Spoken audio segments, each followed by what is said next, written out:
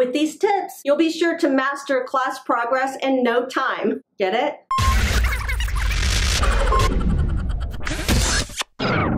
Hello heroes, I'm Hope Williams here on the official Magic Years YouTube channel to continue talking about the bottom lines. In our last video, we discussed the first bottom line, teaching with passion. Today, we're going to address the second bottom line, class progress, finishing all the material that we're given in the time we have. We have 25 minutes for every class. So the first rule of class progress is never give them less than 25 minutes. You can imagine if we ended class at 24 minutes and 45 seconds, Magic Years would get lots of phone calls from parents saying, "Where's my 15 seconds?" If we need to go over just a little bit, that is understandable, but we will never go under the 25 minutes. Consider 25 minutes your goal, and you have enough time to get to your next class and take a breath, look at your props, and make sure you're ready to go before starting. What do we do during our 25-minute class? We complete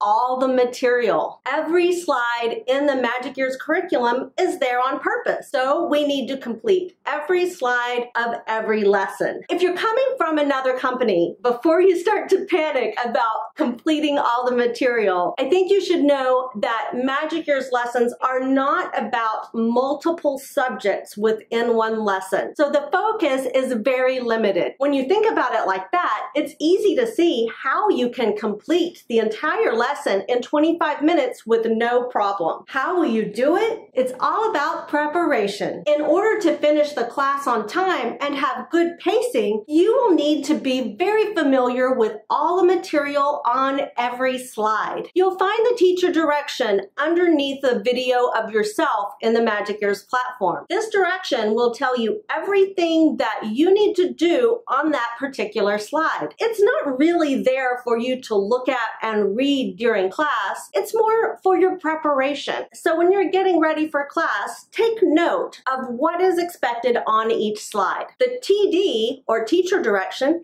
is there for a reason. Make sure you understand what's supposed to happen on every slide, that you can envision yourself teaching that and the students' responses, and that you practice it. When preparing for a class, think about how much time you will spend on each activity. Practice and time each slide individually to give you an idea of how long to expect it to take. Knowing how much time it takes you to do it in practice will help you to internally recognize when you're getting off pace in class. Then you can adjust as needed right then and there instead of arriving at the end of class with a problem. Besides preparing for the teacher direction, or TD, take note of the length of the song. Songs can vary in length by as much as 30 seconds. And 30 seconds can mean a lot when you're teaching a 25-minute class. So make sure you know how much time that song is going to take up. Look at the game. How much is involved in it? Click through every action in the game to see how long it takes you to click through. How long are the transitions of the game pieces? How long would it take a student to respond? Take all of this into account when you're planning how long you're going to spend on that game. Watch your greeting time and don't spend too much time on that first page. Keeping that page to 1.5 minutes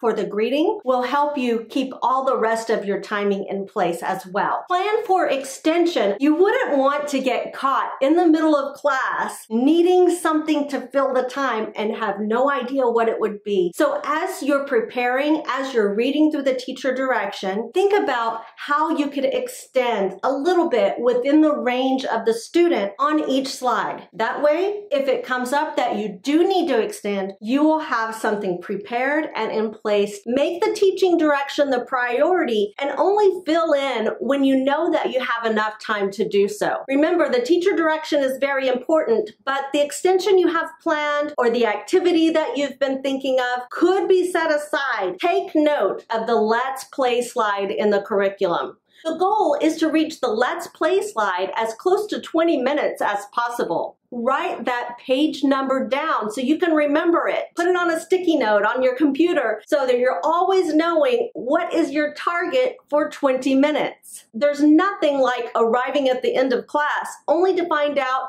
that all your timing was off. By having this checkpoint, we know ahead of time if we're doing well on our timing or not. If you've got a really involved game coming up, reach the Let's Play slide at 19 and a half, just to give you enough cushion to finish the class on time. Magic Ears has provided some great tools for us to use in the classroom to make sure that we're staying on track. We have the page indicator to show us what page we're on and what the last page of the lesson is, so we can always know how many more pages to the end of class. We have the timer in the class so we can always watch our time. Magic Ears has also recently added pop-ups that will appear toward the end of class if you're going too fast or too slow. Thanks, Magic Ears. What do I do if I get to the end of class and realize I have a lot of time left? Do I go back and review? Rather than going back and repeating any of the material,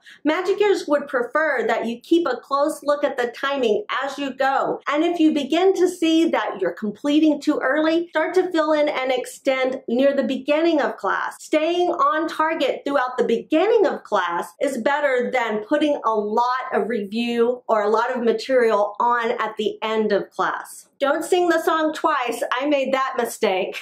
Instead, use that time on the material in the earlier slides. If you're going too fast, review, extend, have some fun making that lesson yours. Slow your pacing down before you reach the end and start to panic. What do I do if I have a struggling student? This can put me behind on finishing class on time. You'll want to give every student as much attention as they need, so it can be difficult to balance this. Realize that you may have to move on before a student has mastered a word or a topic. Class time is instructional. It's practice time, but students may not master the material. What we want to do is give them lots of good, solid practice and correction. We don't want to skimp on that. If you've corrected a student a number of times and they still are not getting it, you may say something like, "That's great, Coco. Keep practicing. You're doing a good job." And this brings me to an important point. Remember that the parents are likely watching. You do want to give Coco enough correction,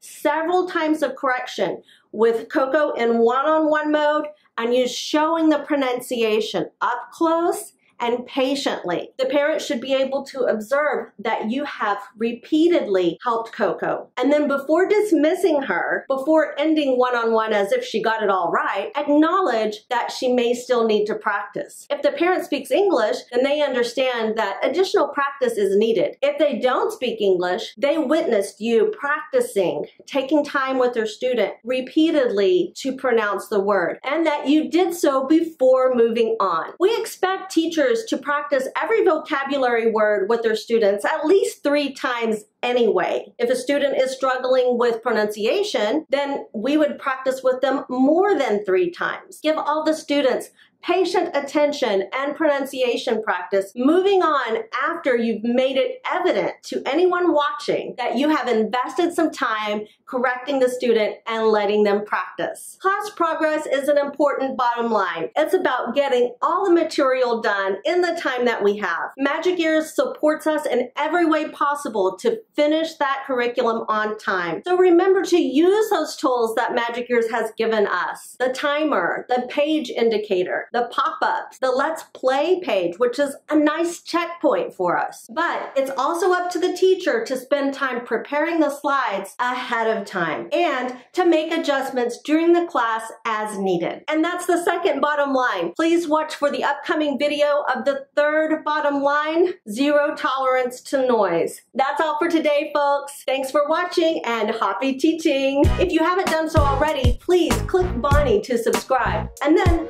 watch this great video that we have for you.